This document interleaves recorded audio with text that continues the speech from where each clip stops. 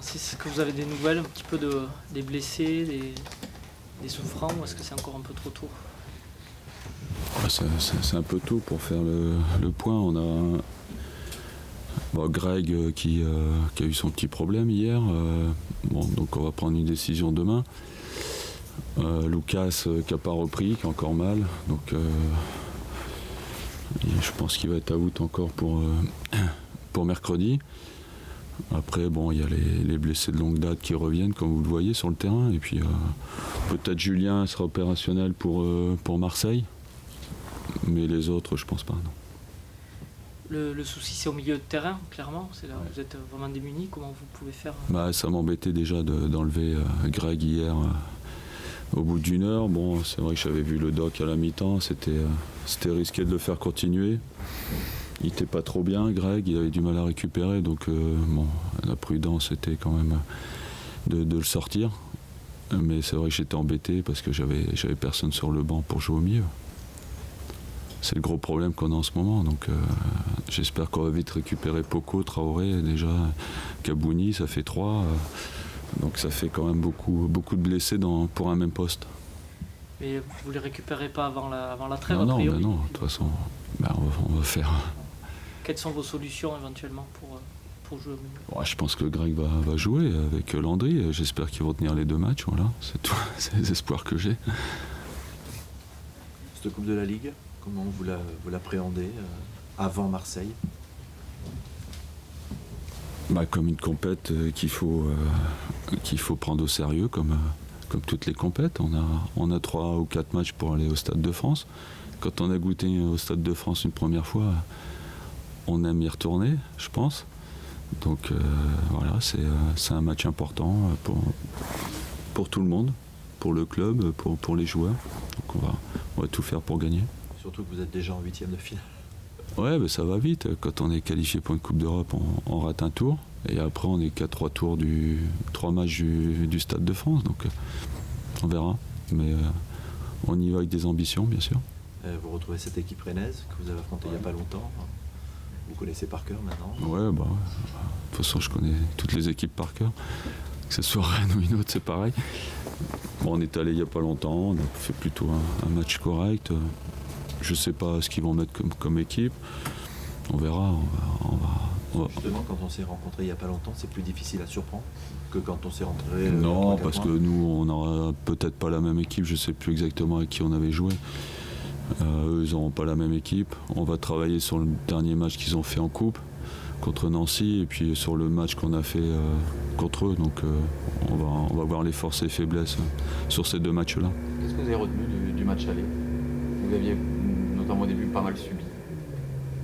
Ouais, le premier match de championnat, match aller, on avait eu des difficultés au milieu, si je me souviens bien, mais il y a tellement de matchs depuis qu'ils se sont passés que j'ai plus beaucoup de souvenirs, mais je me souviens, ils jouaient avec un milieu devant la défense qui nous avait embêtés dans la relance, et puis avec Kadir derrière un attaquant qui nous a embêtés. Donc on avait changé de système à la mi-temps, on était passé en losange. Voilà, c'est au milieu que ça s'est passé en première mi-temps, on n'a pas été bon. Et puis en deuxième, on a eu 2-3 opportunités pour marquer, on ne l'a pas fait. On a égalisé dans la foulée. Voilà, c'est des souvenirs mais qui aujourd'hui sont vagues. Parce qu'il y a tellement de matchs qui sont passés depuis qu'on va reprendre ça avec la vidéo à tête reposée. Vous aviez dit que Makoun aussi, vous avez fait du mal. Parce qu'il jouait devant la défense, premier relanceur. C'est agaçant de toujours aller à l'extérieur en coupe. Oui, bien sûr. Nous, on aimerait bien avoir un match pour nos supporters. C'est vrai que pour nos supporters, ils sont quand même frustrés de ne pas nous voir à domicile. En plus, c'est quand même plus simple de gagner les matchs à domicile qu'à l'extérieur. On a quand même l'appui du public, des supporters. Aujourd'hui, on l'a pas signalé, mais depuis un moment, ils sont derrière nous. Ils nous encouragent. Encore hier, même s'il y avait beaucoup de jeunes, les jeunes plus nos supporters, nos vrais, ça nous aide à gagner les matchs. Ça, c'est une évidence. Parce qu'ils sentent que l'équipe aussi, il y a peut-être une ouais, mais même dans les mauvais moments, ils ont toujours été là. Il y avait toujours un noyau qui nous a suivis. Vous savez, les tempêtes, il y en a dans tous les clubs. Si au bout 3 ou 4 matchs où ça va un petit peu moins bien, les supporters ils nous lâchent, c'est pas correct non plus. Et je pense que ça n'a pas été le cas ici. Donc voilà. Il n'y a pas une saison où ça se passe correctement de la première à la dernière journée. J'en ai pas encore vu. C'est pareil pour toutes les équipes. Le fait que Monaco ne soit plus dans cette compétition, ça ajoute à vos ambitions? Parce qu'en début Ouais, après, vous disiez, bien sûr. Après, il reste Paris quand même. Il reste Paris et puis il faut passer Rennes déjà, ce qui sera pas simple.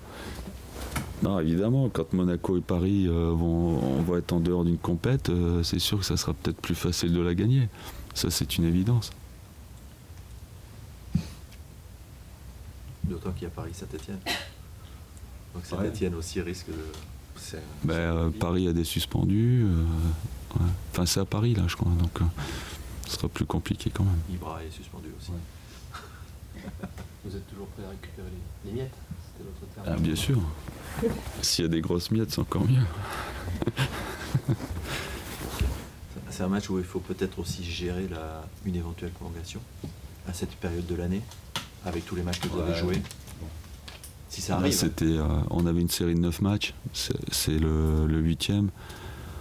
Voilà, la majeure partie de l'effectif n'a pas joué en coupe, donc ils ont une coupure d'une semaine. Donc, et puis en plus, on joue. On a peut-être un jour de moins de récup par rapport à Rennes, mais par rapport au prochain match à Marseille, on aura un jour de récup en plus. Donc, quand il y a 4 jours d'écart, c'est pas un problème. Enchaîner 3 matchs pour un joueur, c'est pas un problème.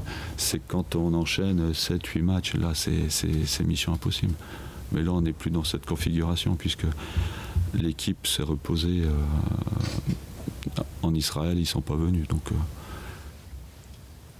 Vous avez beaucoup de joueurs en fin de contrat aujourd'hui, dont certains qui jouent régulièrement. Est-ce que c'est difficile à gérer à cette période? Non. Ça ne change rien.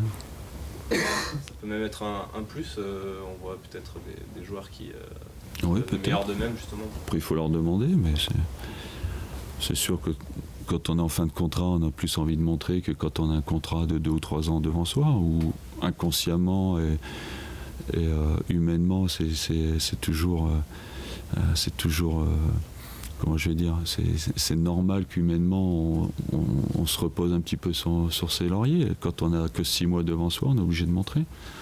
Donc après c'est un danger parce qu'ils peuvent signer ailleurs à partir du 1er janvier, je crois, ou 1er février, je sais pas.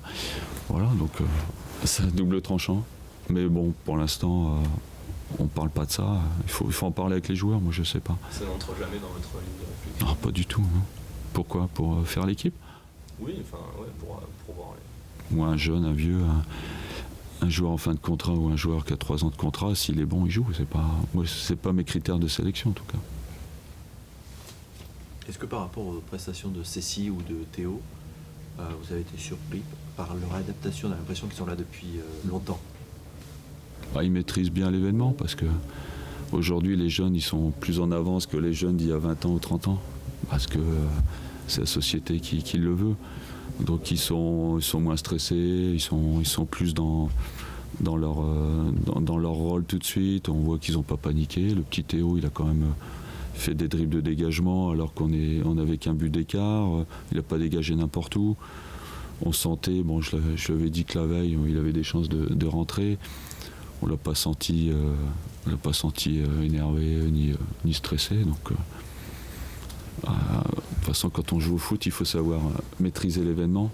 Et je pense que c'est des joueurs qui sont capables de le faire. Donc, plutôt que d'avoir des mecs stressés qui sont bons à l'entraînement, mais qui sont stressés en match et qui donnent pas le maximum, c'est embêtant. Tandis que là, j'ai 2 joueurs qui sont capables de rentrer du jour au lendemain comme ça, sans stress. Et c'est bien de les avoir vus de visu. Oui, après, voilà, c'était une décision. J'aurais peut-être pu faire autrement, mais j'avais envie de les voir parce qu'à l'entraînement, quand ils viennent avec nous, ils sont capables de montrer de bonnes choses. Après, le petit d'Almeida, au départ, c'était pas lui que je voulais prendre. Je voulais prendre le petit Badin parce que c'est lui qui est plus souvent avec nous. Mais bon, au niveau administratif, on pouvait pas le prendre. Donc, ça fait le bonheur du petit Cécile. Voilà. Et justement, quand vous avez des soucis de milieu de terrain, c'est une possibilité de les intégrer? Si j'ai des blessés, oui. Mais là, pour l'instant, Greg Greg et Landry sont pas forfaits pour mercredi. Donc bien sûr, je ferai au coup par coup, mais après je sais qu'il y a des possibilités avec eux. Est-ce que le but que marque Nico, ça peut être aussi un déclic pour lui de dire que oui, je dribble, mais je peux aussi marquer un but? Ça fait longtemps qu'il le sait, ça fait longtemps qu'on lui répète. On n'arrête pas de lui répéter parce qu'il est pas maladroit devant le but. Mais c'est toujours le poteau, le gardien, un genou. Il a pas de cul, mais je sais qu'il est capable. Il est capable de marquer, mais dans sa tête, il se met des limites. Voilà. Comme il est capable de finir un match, mais il se met dans la tête qu'il ne peut pas le finir. Physiquement, c'est le plus costaud au club. Mais il se met des barrières comme ça, de temps en temps. Voilà. Et après, il faut faire avec. Mais c'est vrai que je suis content pour lui, parce qu'il en a pris tellement dans la tête aussi, lui, que quelque part, c'est une bonne récompense pour lui. Oui, parce qu'il fallait qu'il prenne la décision. Habituellement, il ne prend pas cette décision de frapper. Il frappe quand même de temps en temps. Peut-être qu'il a vu personne dans l'axe. Donc...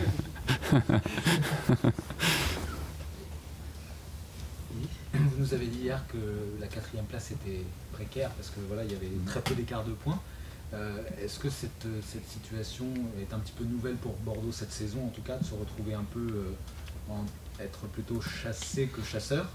Ça va être à prendre en compte, ça aussi, pour les prochaines journées de championnat, se dire que finalement il y a une place à défendre et non pas à conquérir? Ça ne change rien. Non. Je sais pas quoi vous répondre. Franchement, moi je préfère être 4e que 12e en train de chasser. Hein, donc ouais. Non, mais dans le sens où quand on est derrière, on n'a finalement pas grand-chose à perdre à aller chercher les autres devant, alors que quand on est... On fera le maximum pour rester là. Après, on sait que Saint-Etienne, ils ont un match de retard contre Evian. S'ils gagnent, ils passent devant nous. Donc, on se retrouve 5e. Pour le peu qu'on perde à Marseille, on se retrouve peut-être 7e. Donc, voilà, aujourd'hui, on est 4e. On verra. On va pas se poser ce genre de questions. C'est déjà assez compliqué comme ça. Hein. Arrêtez de poser des questions comme ça parce que il n'y a pas beaucoup de réponses. Hein. C'est le nombre de points qui est intéressant, non? Plutôt que la place. Oui, après, on peut être 4e en fin de championnat avec 50 points ou 55, et puis parfois il faut 65 points, ça dépend de l'adversaire, des adversaires. Il y a 2 ans, on avait quoi? On avait 61, je crois, pour être 5e. La moyenne, c'est 61 sur 10 ans. Ouais, donc il faudra au moins refaire une deuxième partie à plus de 30 points pour être 4-5e. Ça c'est minimum. Donc voilà, il faut refaire un parcours pratiquement sans erreur, parce qu'on n'a pas perdu beaucoup. Quand on regarde, à part les premières journées, on a perdu Paris, Monaco et Saint-Etienne. Après, on a perdu une fois sur les 15 derniers matchs. Donc il ne faut pas beaucoup perdre, et il faut surtout gagner pour avoir les 3 points. Vous êtes dans la lignée de ce que vous faisiez l'année dernière, vous n'avez que 2 défaites sur la première partie de saison. Ouais. Ouais, c'est vrai. Après, bon, c'est les matchs de Coupe d'Europe qui nous plombent un peu le total défaite. Mais en championnat, on est assez solide.